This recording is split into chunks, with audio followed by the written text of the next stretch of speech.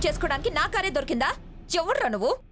అప్పుడే మర్చిపోయారమ్మా, మీ బావగారి ఆఫీసులో వాచ్మెన్ని, మీరు చేసిన పాపాల్లో పార్ట్నర్ని. నేను చావడానికి రాలేదమ్మా, నా కుటుంబంతో బాగా బతకాలని వచ్చాను.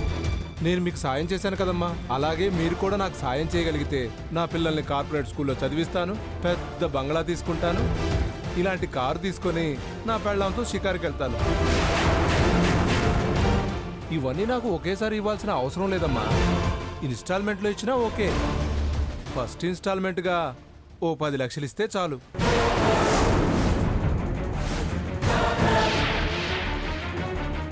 ఏంట్రా పిచ్చి పిచ్చిగా ఉందా? వాచ్మన్ లా ఉండు. ఎందుకుండాలమ్మా? ఏ మేం మీలా బతకూడదా? మాలా బతకాలంటే కష్టపడి సంపాదించుకో, అంతేకాని ఇలా అడుక్కోవడం ఏంటి? మీకు అలా అర్థమైందమ్మా, ఇది బెగ్గింగ్ కాదమ్మా, బ్లాక్మెయిలింగ్.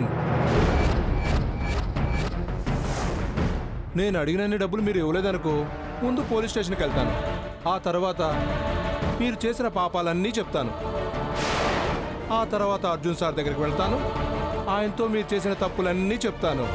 దాంతో అర్జున్ సార్తో మీకు పెళ్లి కాక జైలుకి వెళ్తారు. తర్వాత మీ ఇష్టం. ఆఫ్టర్ ఆల్ వాచ్మన్ గాడివి నన్ను బెదిరిస్తావురా? చెప్తానుండు నీ పని.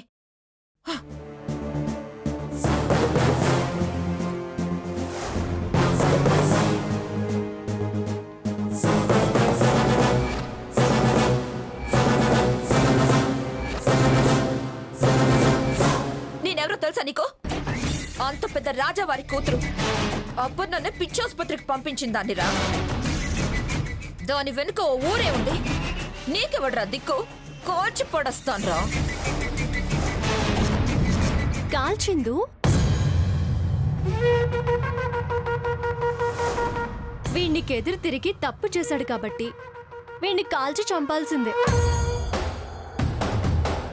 రేపు ఇంకొకరు వస్తారు, వాళ్ళని కూడా చంపుతావా?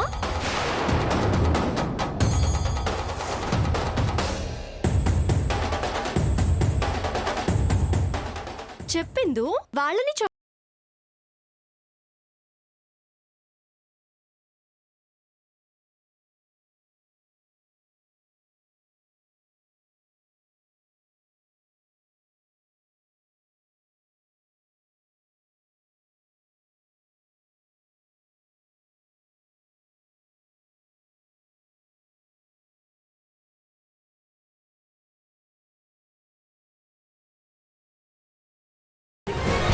గిల్టీ నగలు వేసుకునేది గోల్డ్ నగలు పెట్టింది. ఈ మిల్కీ ఉమెన్ హఠాత్తుగా ఇలా ఎలా అయిందనుకున్నావు?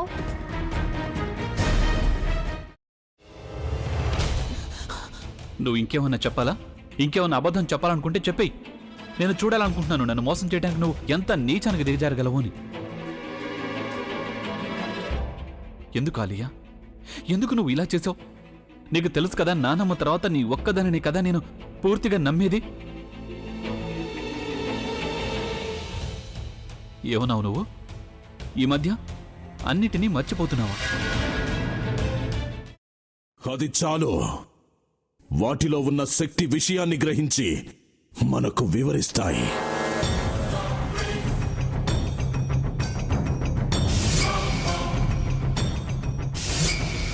ఎవరు ఆ దండ విప్పొద్దు, గది తలుపులు తెరవద్దు.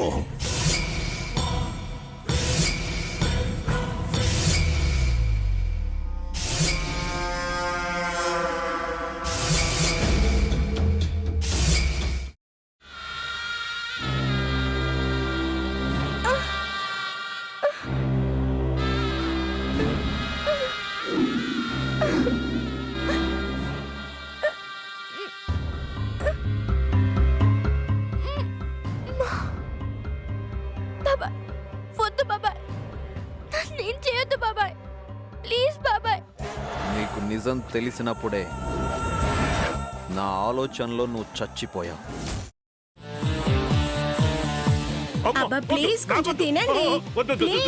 భీమారావు గారు, మీరా? ఇగో మీరా కాదు, సక్కుబాయ్.